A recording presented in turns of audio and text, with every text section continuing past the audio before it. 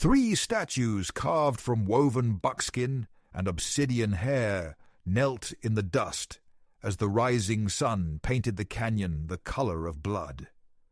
Jedediah Kane hadn't come for a bride. He'd come to make peace.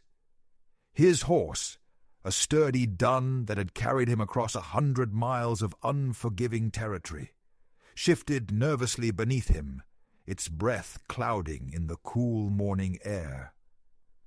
The peace treaty in his saddlebag felt heavier than lead a simple piece of paper, meant to hold back an ocean of hatred. He was a simple man, a cowboy sent with a message, a vessel for other men's words. His only wish was to deliver them and return to the quiet solitude of his life, before the bloodshed consumed everything he knew. He dismounted slowly, keeping his hands open and away from the Colt holstered at his hip. His worn leather chaps felt stiff, the road dust like a second skin. He had rehearsed the words, a respectful greeting in the chief's tongue, a formal presentation of the treaty. But the scene before him wiped every phrase from his mind. Chief Black Eagle stood before his lodge, a man carved from the canyon rock itself, his face a mask of granite and old grievances. Beside him stood the war chief, Stone Fist, his eyes holding all the warmth of a coiled snake. But it was the 3 women who held Jedediah's gaze, the chief's daughters. 2 of them, Whispering Wind and Morning Star, stared at the red dirt, their shoulders slumped in a sculpture of terrifying acceptance. Tears had cut clean paths through the dust on their cheeks. They were already ghosts, waiting for the formality of death. But the 3rd, the youngest, Yona. She was different. Her head was held high. When her eyes met his, he saw something that shattered his simple world. There was no plea in her gaze, only a silent, furious challenge. It was a look that didn't ask for salvation, but demanded a witness to the crime. She wasn't a victim begging for a savior. She was a judge condemning a broken world. Jedediah felt a cold knot tighten in his stomach. This was not the welcome of a man considering peace. The chief's voice was the grinding of stones, a sound scraped from the earth. "The white man sends a messenger with paper promises," he boomed, his voice echoing off the canyon walls. "My people are sick. The spirits are angry. Peace requires a sacrifice to prove its worth." He swept a heavy hand toward his daughters. "The truce has a price. You will take one as a wife. The treaty will be sealed with her bloodline. The others," he paused, the words hanging like a hangman's rope, "will die with the morning sun. A gift to the spirits to cleanse our tribe of its weakness." The silence that followed was absolute, broken only by a choked sob from one of the sisters. Jedediah felt the blood drain from his face.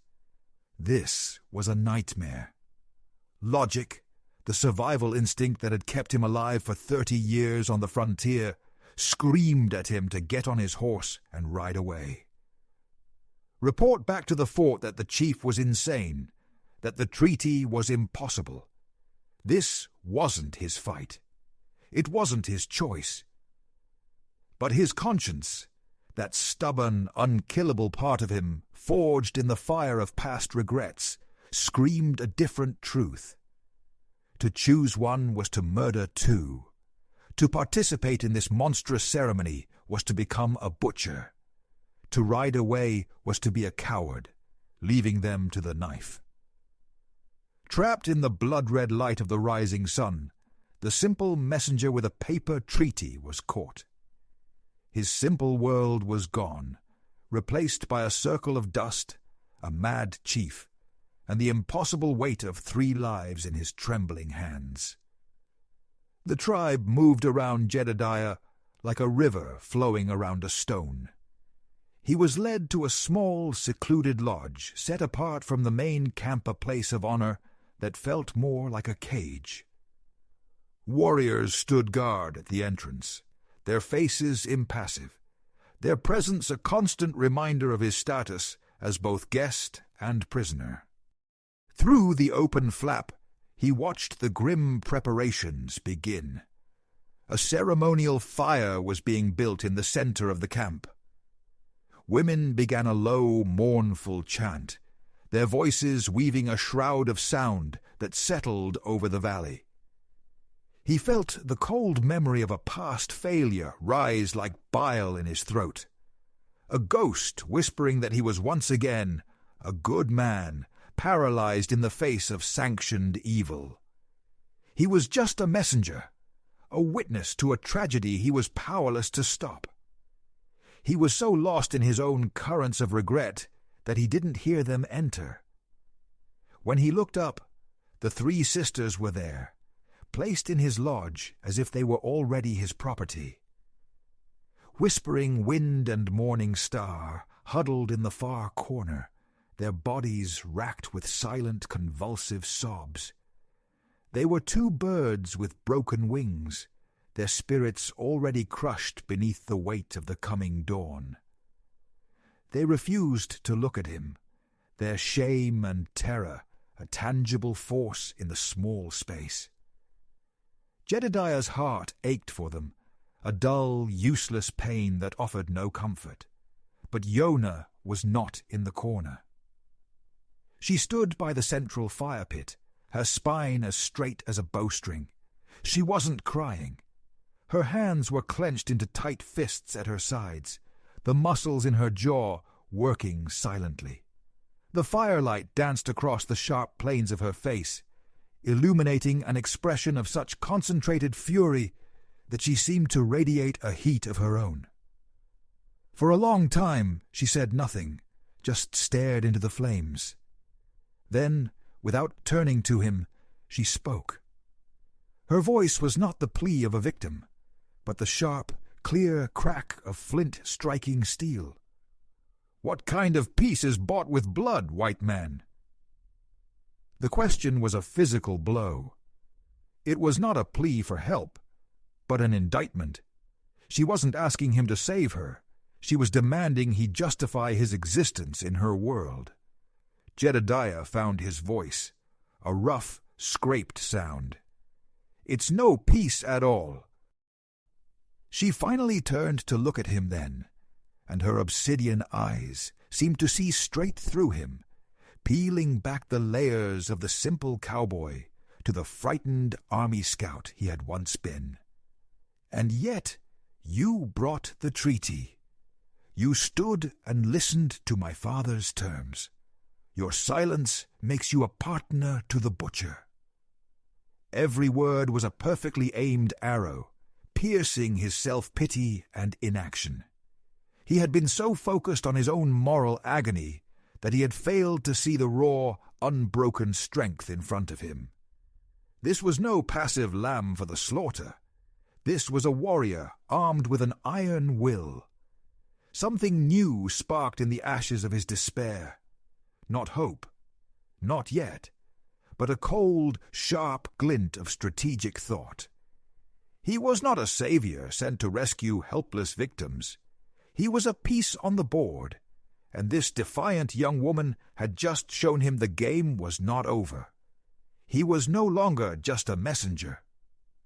The moment he chose to stay, he became an actor in this tragedy, and he could not be a tool of this atrocity. The law of a decent man demanded he find another way. The furious challenge in her eyes demanded he become the man he had failed to be 10 years ago. The first rays of dawn cut across the horizon like razor slices. A drum began to beat, a slow, deep thud that vibrated in Jedediah's bones, the heartbeat of an executioner. His night had been sleepless, a feverish battle with the ghosts of his past and the horrors of his present. Yona's words had become a whetstone against which he had sharpened his resolve. He wouldn't be the butcher's tool. He wouldn't be the coward. He would, for the first time in 10 years, choose the third path, no matter the cost. Warriors led him from the lodge. The air was thick with tension, almost liquid. In the center of the camp, by the ceremonial fire, the three sisters had been forced to kneel again. Black Eagle stood before them, his granite face expressionless, a stone cliff against which waves of emotion crashed and broke. Beside him, Stone Fist wore a hungry grin, his eyes gleaming with the blood and violence that tradition was about to serve him. Jedediah saw the whole nauseating stage play for what it was, a desperate chief performing for a bloodthirsty rival. Black Eagle's voice boomed, silencing the drum. The white man has been given a night to choose. The spirits await their due. The treaty awaits its seal. Make your choice, messenger, and let this business be done. Every eye in the camp was on Jedediah. He felt the weight of them, a physical pressure on his skin. This was it, the moment of choice, the moment of complicity. He took a slow breath, the cold desert air searing his lungs. Then, instead of walking toward the kneeling women, he walked directly toward the two chiefs. He stopped 10 feet from Black Eagle, meeting the old man's unyielding stare. He didn't speak. Argument was useless here. Action was the only language this world understood. Slowly, deliberately, Jedediah unbuckled his gun belt and let it drop into the dust. He was no longer the white man's soldier, but a man alone with his conscience. Then he drew the long, heavy skinning knife from the sheath at his belt. The blade flashed in the first light of dawn, a shard of captured sun. A collective gasp rippled through the crowd. Stone Fist's hand darted to the axe at his belt. Jedediah ignored him. He reversed the knife in his hand, holding it by the blade, and offered the polished horn handle to Black Eagle. It was not a threat, but an offer, a public statement that changed the entire game. "You want a sacrifice to seal this peace," Jedediah said, his voice quiet but carrying with unnatural clarity in the tense silence. "Then take one that matters." He took the final step forward, his eyes locked on the chief. "My life for theirs, for all three." The world held its breath.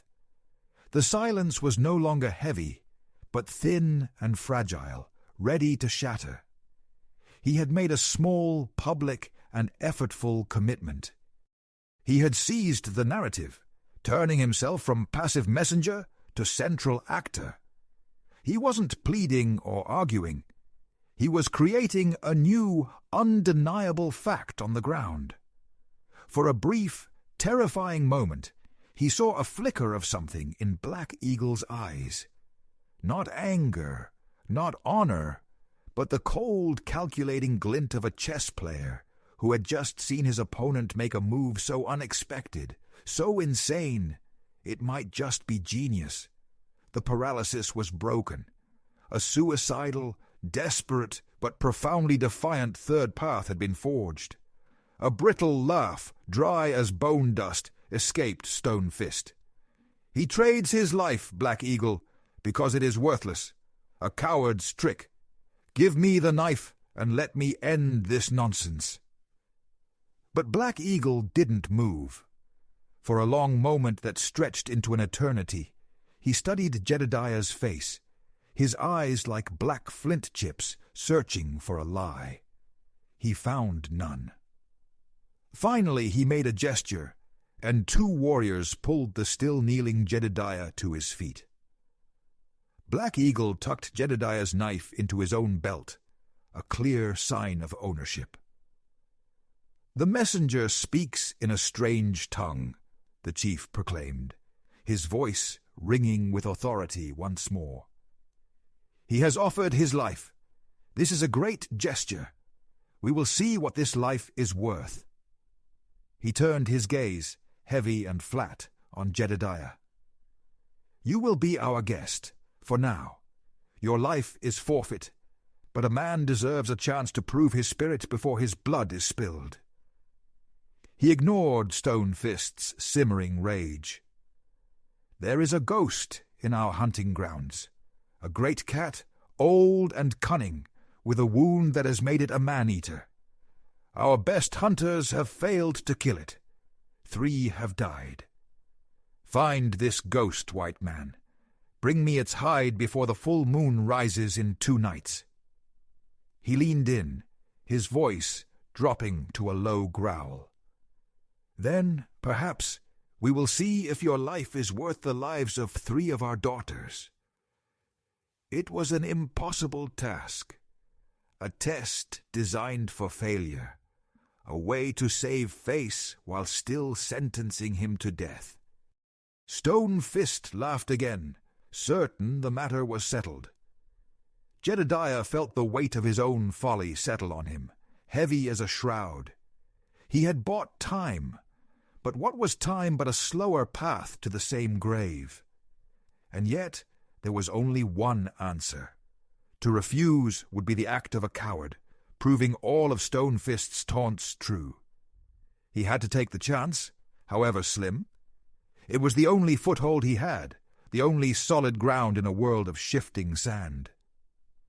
He met the chief's gaze and nodded once, curtly. "I will bring you the hide," he said, his voice even.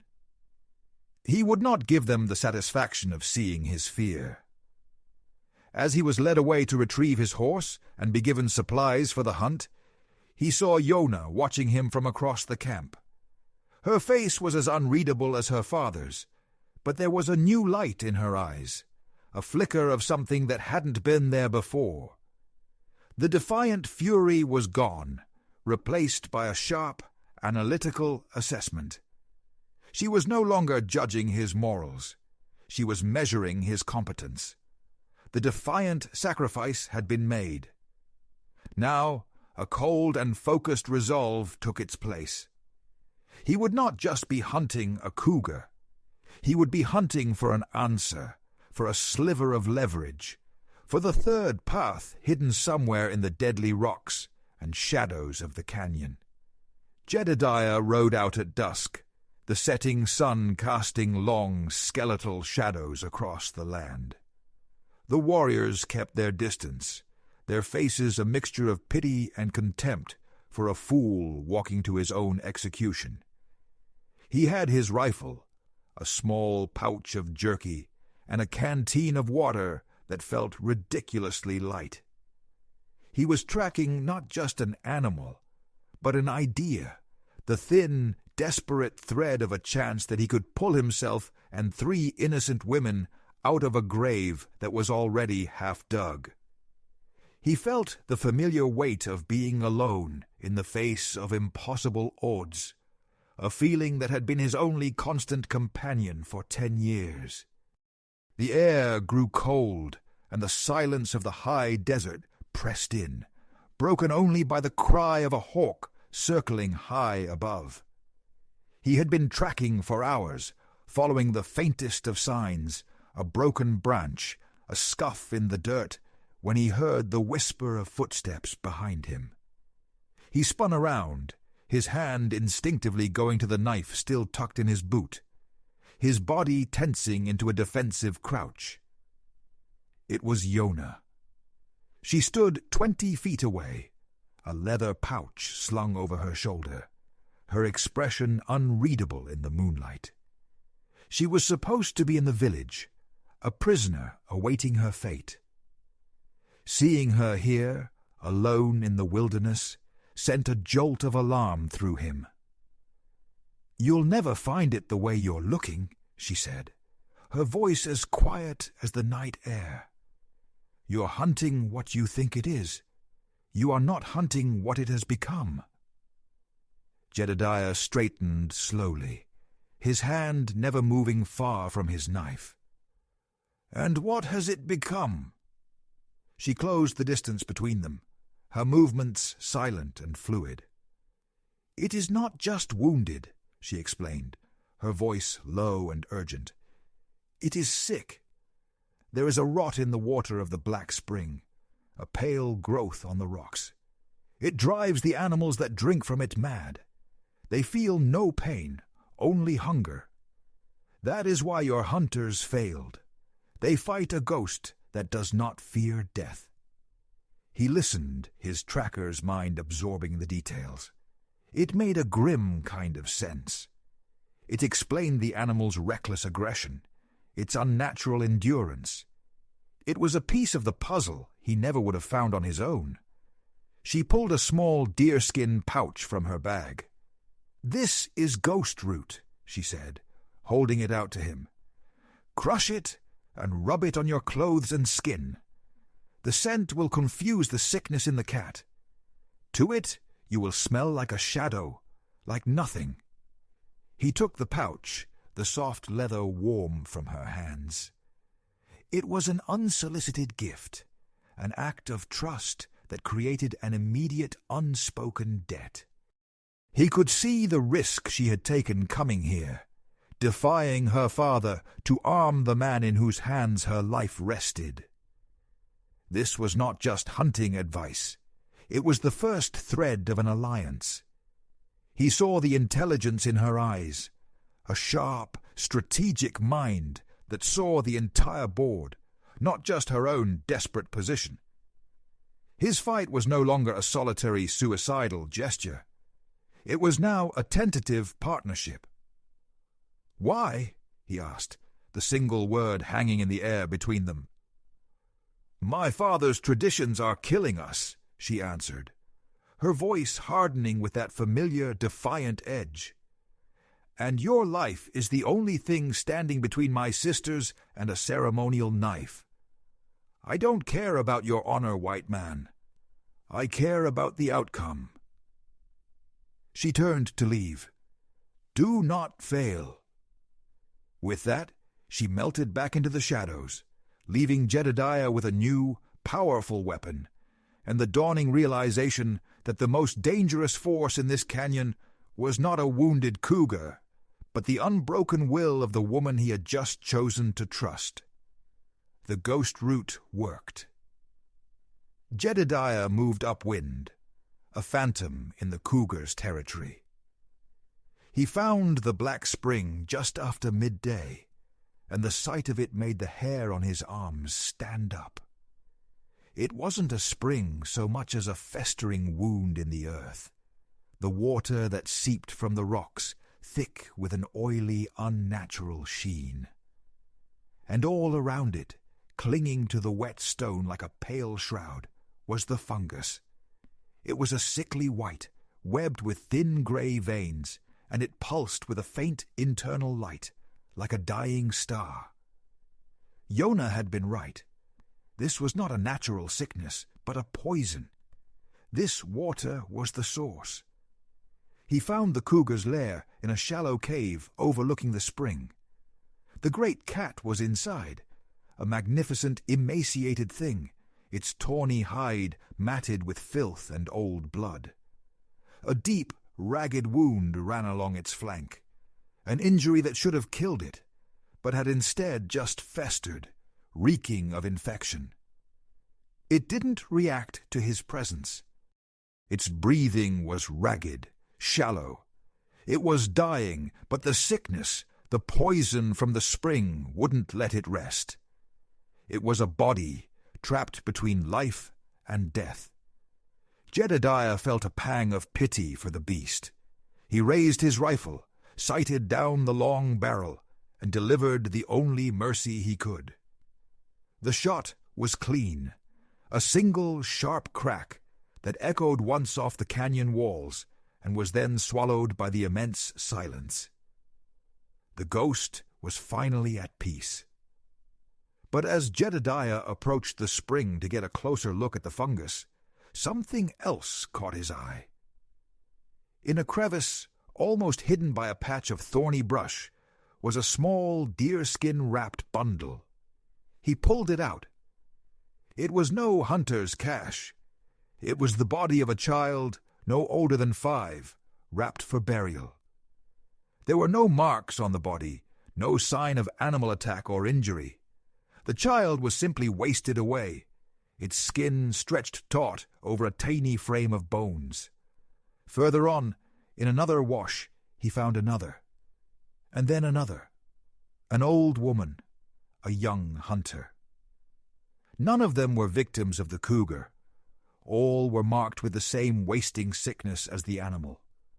A cold dread, far colder than the fear of any wounded cat, seeped deep into his marrow. The chief's test, the hunt for a man-eater, had been a diversion, a symptom mistaken for the disease. The cougar wasn't the plague on this tribe. It was just another victim. The real enemy, the unseen and silent antagonist, was this pale, creeping rot that was poisoning the land from within. Jedediah now understood the depth of the fear that gripped Black Eagle's camp. The people weren't dying from a sick animal. They were dying from a sick world, and he was standing at its corrupted heart. He had passed the chief's test, but in doing so, he had uncovered a burgeoning, complex mystery that made the fate of the 3 daughters just the opening salvo in a much larger and more terrifying war. Jedediah returned to the camp not just as a hunter, but as a harbinger. He walked into the central circle, the massive cougar hide slung over his shoulder, its weight a solid testament to his success. He dropped the magnificent ruined pelt at Black Eagle's feet. A murmur of awe and respect rippled through the assembled warriors. He had done the impossible. The quiet triumph was a small, hard-won thing, a brief moment of solid ground beneath his feet. But he knew it wouldn't last. The hide was a trophy from a battle that didn't matter, and the real war was just beginning. Stone Fist pushed through the crowd, his face a thunderous mask of disbelief and rage. He kicked the cougar's head. "So, the white man kills a sick cat and calls himself a warrior," he sneered, his voice dripping with contempt. "This proves nothing, Black Eagle. It is a distraction from the true weakness that rots our tribe." He pointed a thick, accusing finger at Jedediah. "He brings tales of poisoned water to hide the truth the spirits have already spoken. Our customs are failing because your heart has grown soft. Your daughters live while our people die. The gods demand a sacrifice, not a white man's excuses." A chorus of agreement rose from the faction of warriors loyal to Stone Fist. The camp was a powder keg, and Stone Fist was holding a lit match. Jedediah could see the trap closing. If he spoke of the pale fungus and the wasting sickness to the whole tribe, it would cause a panic that Stone Fist could easily twist into a full-blown rebellion. It would be seen not as a natural threat, but as proof of the chief's weakness and the spirit's anger.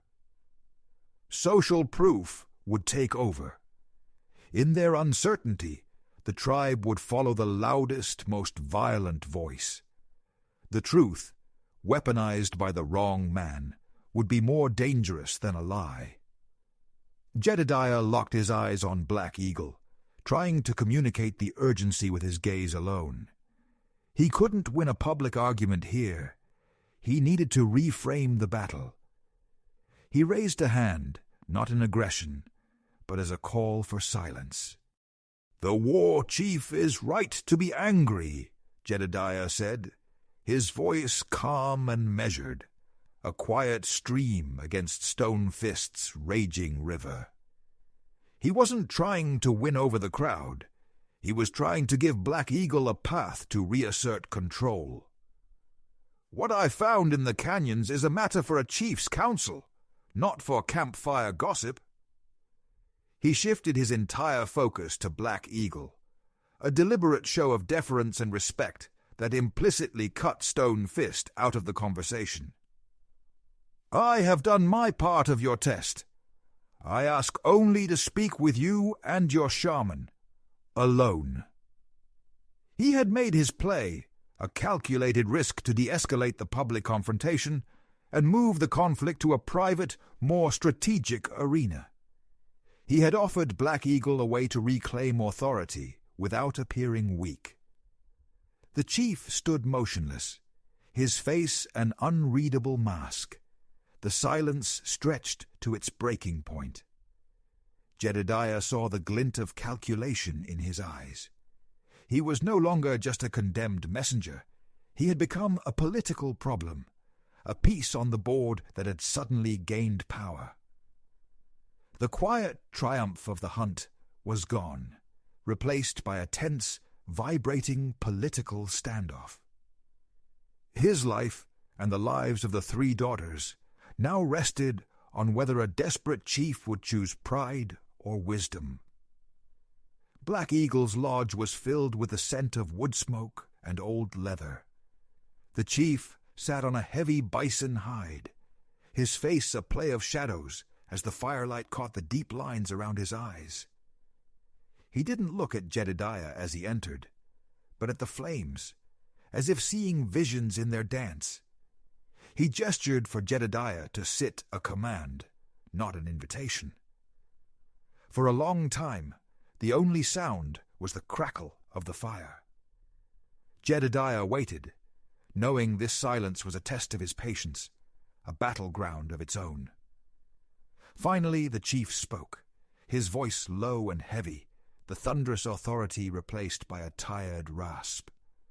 "The ghost you killed was only a shadow of the true demon that haunts my people." He picked up a small, intricately carved stick from the ground. "You spoke of a sickness, a pale fungus. Show me." Jedediah placed a piece of the fungus between them, carefully wrapped in a piece of his bedroll.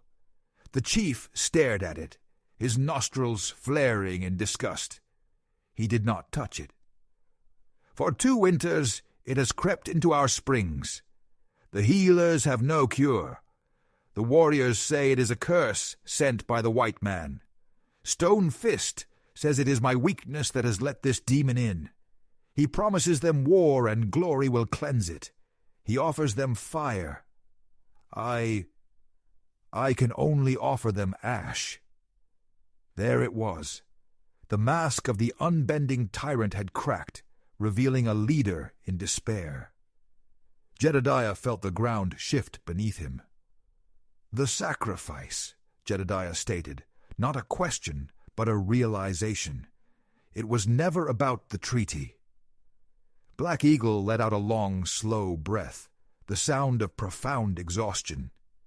He looked at Jedediah, truly looked at him for the first time, and the hidden truth of the man. His terror was laid bare. "Our old seer, before she died, spoke a prophecy. The wasting sickness will be cleansed only when the blood of the hawk is spared by the hand of the dove. She said a stranger would come, a messenger. And if this stranger, this dove, refused to spill the blood of my daughters, the hawks, then the curse would be lifted." He gave a bitter, mirthless smile. "It was a gamble, white man, a mad piece of theatre to force the gods to act, and a way to show Stone Fist I was still willing to do what was necessary, at any cost." The whole monstrous truth settled over Jedediah with a suffocating weight. This had not been a battle against a cruel monster, but the last gamble of a desperate, flawed man trying to save his people. He had seen Jedediah not as a messenger of peace, but as a figure in a ritual, a tool to fulfill a dying woman's riddle. The hatred Jedediah had harbored for the chief evaporated, replaced by a strange, unsettling empathy. Black Eagle was a prisoner, just like his daughters, locked in a cage of fear and tradition. In that moment, Jedediah's own 5-second moment of change ignited. His mission was no longer to defy a tyrant or save 3 women. It was to save an entire people from a leader willing to burn his own house down just to keep the ghosts at bay. His objective was no longer escape. It was to solve the underlying problem. The choice was no longer about his life for theirs. It was about finding a way to save them all, even the man who had been willing to watch his own children die. An uneasy peace, as fragile as a dry leaf, settled over the camp. Black Eagle, cornered by the twin threats of disease and mutiny, had given Jedediah his secret consent. It was a desperate alliance forged in shadow, a repudiation of the very traditions the chief had used as his shield. Publicly, Jedediah was still the white guest, his fate undecided. Privately, he now met with Yonah under the cover of darkness. They became a strange, 2-headed creature of purpose, a merging of 2 worlds.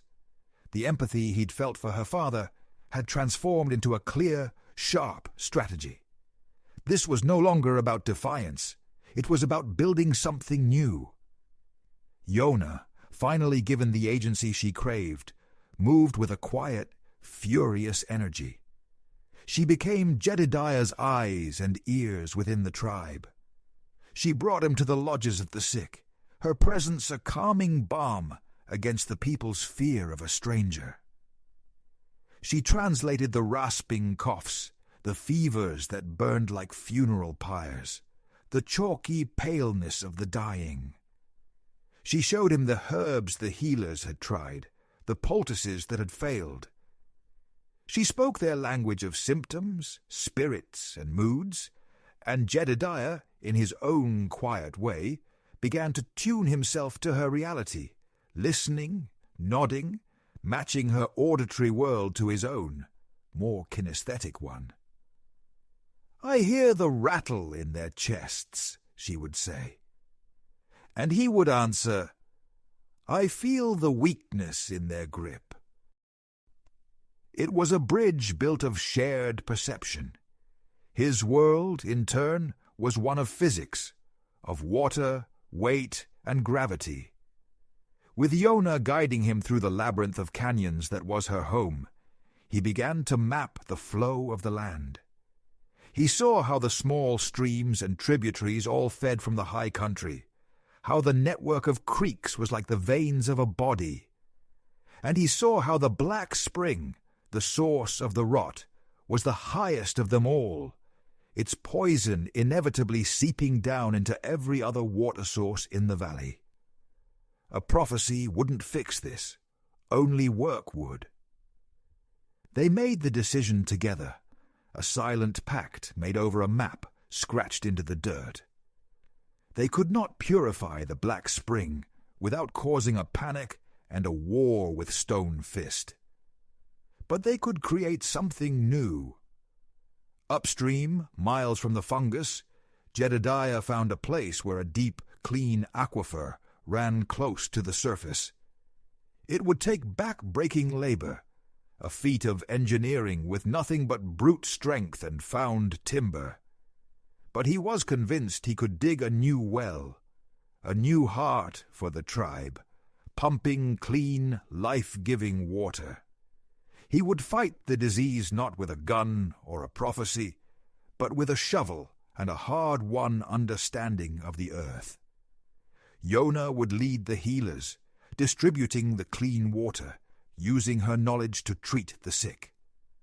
It was a practical, logical solution, a third path carved not from defiance, but from quiet, determined cooperation.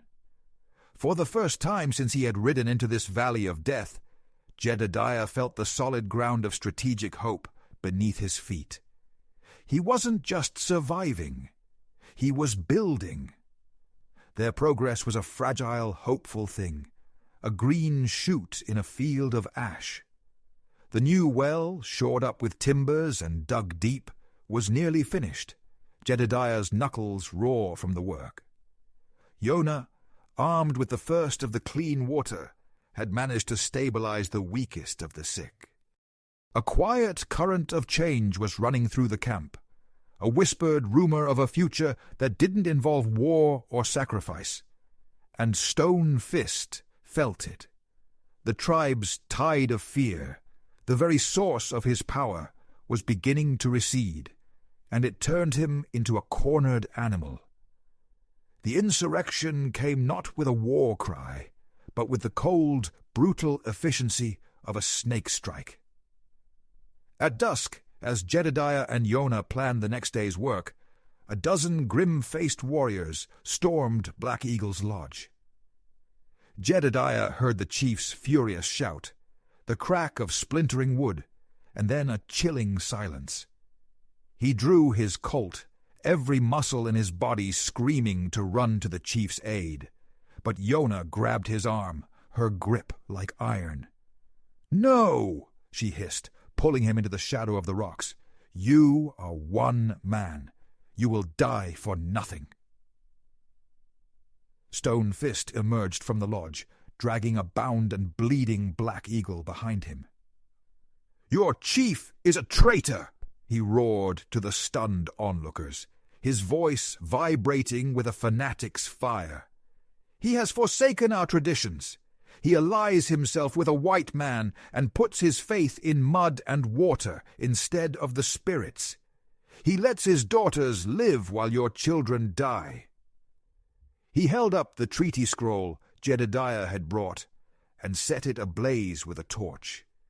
"Here is his peace, an alliance with the men who stole our lands." The social proof was overwhelming. The sight of their captive chief, the burning treaty, the mention of their dead children. It was a masterful, vicious stroke of psychological warfare that reignited the tribe's deepest fears. It was a truth they could all see. In the face of that powerful, simple narrative, the complex truth of the well and the fungus stood no chance. Two of Stone Fist's men dragged Whispering Wind and Morning Star from their lodge, their terrified screams tearing through the night. "The spirits will not be denied their due," Stone Fist roared. "At dawn, I will finish the work our weak chief could not. The sacrifice will be made, and our strength will be restored." Yonah watched from the darkness, her face a mask of cold fury, but Jedediah was watching Black Eagle. The old chief, beaten and defeated, lifted his head and met Jedediah's eyes across the chaos of the camp. There was no pride left, no authority, only the raw, primal terror of a father about to watch his children be murdered. In that moment, the choice Black Eagle had to make was stripped to its essence. He could die a chief, clinging to the tatters of his pride and tradition, or he could live as a father and accept the help of the one man who had offered him another way. The chief gave a short, almost imperceptible nod. It was an admission of defeat, a plea, and a declaration of war. The tense hope of the last few days shattered into 1,000 pieces, replaced by the imminent, violent crisis of a world that had finally and completely broken apart. The sanctuary had been violated. The war had begun. They moved like ghosts in the pre-dawn gloom, a desperate handful of loyalists led by a disgraced chief and an outsider. Jedediah, Black Eagle, Yonah, and a half-dozen old warriors who valued allegiance over fanaticism. They were hopelessly outmanned. Stone Fist held the camp, the high ground, and the hearts of the fearful. A direct assault would be a slaughter. Jedediah knew there had to be another way, a way to win the war before the first arrow was fired. He had won the chief's trust with action. Now he would win the tribes. "His power comes from their fear," Jedediah rasped to Yonah as they huddled behind a rock outcropping, looking down on the fire-lit camp. "We can't defeat his strength, so we have to remove their fear." It was Yonah who provided the key. Her network of healers and gossips, the quiet web of women who truly ran the camp, had brought her a crucial piece of information. "Stone Fist's own nephew," she whispered, her voice tight with urgency. "He has the wasting sickness. His mother is hiding him in their lodge, but he is fading. The plan was audacious. It was insane. It was the only thing they could do. As the camp began to stir, before Stone Fist could begin his bloody ritual, Jedediah and Yonah walked out of the darkness and straight toward the circle of warriors. They were unarmed. In Jedediah's hands, he carried a water skin from the new, clean well. In Yonah's, a small clay pot of a pungent, steaming poultice made from crushed herbs. They did not walk toward Stone Fist, who stood with his 2 captives by the fire. They walked directly toward his sister's lodge. Warriors loyal to Stone Fist lowered their spears, blocking their path. "No further!" one of them growled. Jedediah didn't argue. He stopped, holding up the water skin as a sign of peace. "We did not come to fight," he said, his voice carrying with a calm authority that quieted the murmurs. "We came to heal." Yonah stepped forward, her eyes fixed on the closed flap of the lodge. "The sickness is not a curse from the spirits," she called out, her voice clear and strong. "It is a poison in the water, but it can be fought. We have the cure." It was the ultimate act of winning through action. He wasn't challenging Stone Fist's theology. He was presenting a better solution, a tangible demonstration of a better way. It was an appeal to the most primal instinct of all, the survival of one's young. A woman's desperate cry came from inside the lodge, followed by a faint, rattling cough. Stone Fist's sister, defying her brother's authority and his entire worldview, threw back the flap. Her face was a mask of terror and hope. Jedediah saw the shift, the first crack in the dam of Stone Fist's fear. A mother's desperate need to save her child was a force more powerful than any tradition. With that single compassionate act, Jedediah had seized control of the narrative, setting the board for a final, decisive confrontation. He was appealing not to the warriors' hatred, but to their hearts. The battle for the soul of the tribe was about to be won, not with a bullet, but with a cup of clean water. The act of healing was a spark in a powder keg. Stone Fist, seeing his power crumble not from a weapon, but from a gesture of compassion, lost himself in a blind, cornered rage. Reason was dead. Tradition was his only remaining shield, and he would wield it like a club. "Blasphemy!" he roared, his voice raw with fury. "They use the white man's sorcery to defy the spirits. Their cure is a lie. The sacrifice will be made." He seized Yonah's terrified sisters, dragging them toward the ceremonial fire, the sacrificial knife gleaming in his hand. It was the last desperate move of a man who had already lost. The clash was sudden and brutal. Jedediah fired his Colt, not at the man, but at the knife in Stone Fist's hand, the bullet sending the blade spinning into the dust. It was the first shot in a battle for the tribe's soul. The camp erupted into a chaotic melee. The handful of warriors loyal to Black Eagle, old men with tired bones and fierce eyes, formed a protective ring around their chief. stone fists zealots, their faces painted with the symbols of war and fear, charged with the abandon of fanatics. Jedediah fought with a cold, brutal efficiency. This was a language he knew. He was no longer the quiet messenger. He was the soldier he had tried to bury for 10 years, a grim, competent instrument of violence. He moved through the chaos, his pistol and knife a blur of motion, not killing but disabling, breaking the momentum of the charge, creating space for Black Eagle and his loyalists to fight. He could see Yona, not cowering, but organizing the other women, pulling the wounded from the fray, her face a mask of fierce determination. She was the heart of the resistance, and he was its fist. It was Black Eagle who met Stone Fist in the center of the churning chaos. The two men, symbols of two futures, came together in a primal, desperate struggle. It was a battle of brute force against weary experience, and for a terrible moment it looked like force would win. Stone Fist, younger and stronger, beat the old chief to his knees, his war club raised for the final, killing blow. Jedediah saw it in a split second of stretched time. The arc of the club, the look of grim acceptance on Black Eagle's face.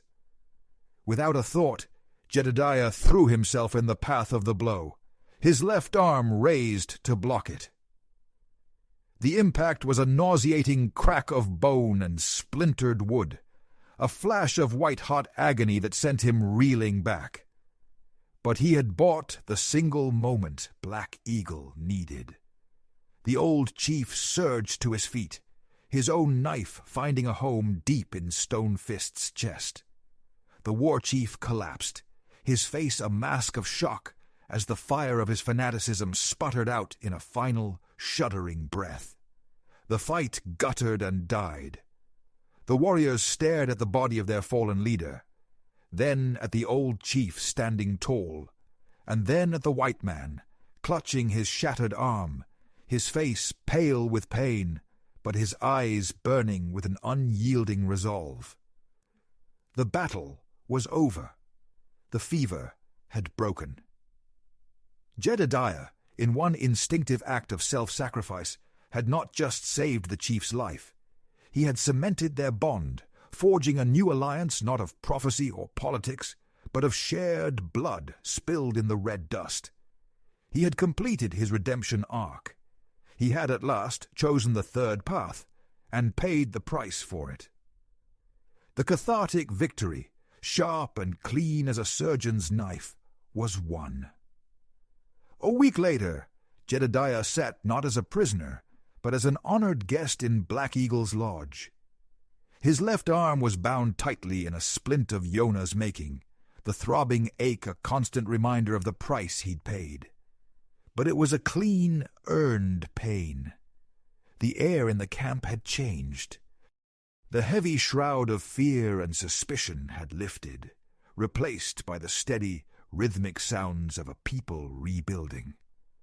The wasting sickness, its source cut off and its victims treated by Yona's relentless care, was finally in retreat. The haunted look in people's eyes was being replaced by something Jedediah hadn't seen since his arrival. A quiet, bone-weary hope. Black Eagle sat across from him, a large ceremonial pipe resting between them. There was a new light in the old chief's eyes, the hard, brittle authority, replaced by a weary but profound wisdom. The fire of leadership had been rekindled, not by fear, but by the strength of a corrected course. His two eldest daughters, their lives pulled back from the brink, moved with a newfound grace, serving food and tea, not as condemned property, but as respected women of their house. But it was Yona who commanded the room. She was no longer just a defiant daughter. She was a leader in her own right. She sat at her father's side, her presence a quiet counterpoint to his, her counsel sought and respected. There was a new authority about her, earned not by blood right, but by competence and courage. "The old treaty was written in fear and blood," Black Eagle said, his voice a low rumble. He used a stick to push the charred remnants of the original treaty scroll into the fire, watching it curl into black ash. "It was a lie I told my people and myself. We will make a new one." On a clean, fresh hide, they drew up a new treaty. It spoke not of submission or sacrifice, but of shared boundaries and mutual aid. It laid out terms for trade, for joint access to the water, for a shared council to resolve disputes before they could fester into bloodshed. Yona spoke often, her sharp, intelligent ideas shaping the terms, ensuring the language was one of respect, not conquest. Her sisters nodded in agreement, their voices joining hers, no longer silent statues, but architects of their own future. When they were done, the document lay between them, a testament not to the victory of one side, but to the creation of a third path. Black Eagle looked at Jedediah, his gaze heavy with the weight of all that had passed. "You came here a messenger and became a brother. Your life was offered, and the price was paid in your pain." He gestured to Jedediah's bandaged arm. "The debt is settled, but my people owe you more. Ask for anything, and it is yours. Horses, gold, land, a place of honor in my own lodge." It was the final test, the offer of a reward for services rendered. But Jedediah looked at the new treaty, at the three sisters sitting with their father, whole and alive, at the quiet hum of the healing camp, and he knew he already had everything he had fought for. He shook his head slowly. "The peace is my payment, Chief." He had come to deliver a message, an empty set of words on a page. He would leave having helped to build a real, lasting peace, a legacy of cooperation where before there was only fear. The deep, quiet satisfaction of that victory was a reward greater than any gold. The hole in his soul, the one carved out 10 years ago, was finally beginning to feel less like a void and more like a scar evidence of a wound that had, at last, begun to heal. The day Jedediah was set to leave, the air was crisp and clean, washed clear by the receding tide of sickness and violence. His dun was saddled, the new treaty scroll tucked securely in his saddlebag, a testament to a peace that felt solid, earned, and real. The tribe had gathered to see him off, their faces no longer holding suspicion, but a quiet, solemn respect. Children he had seen pale and sweating with fever now ran through the camp, their laughter a sound more precious than any gold. He had done what he came for. His ghosts were quiet. The scar on his soul had finally begun to close. As he was about to mount up, Black Eagle approached. The chief walked not with the brittle authority of a tyrant, but with the sure, measured grace of a leader who had looked into the abyss and chosen wisdom.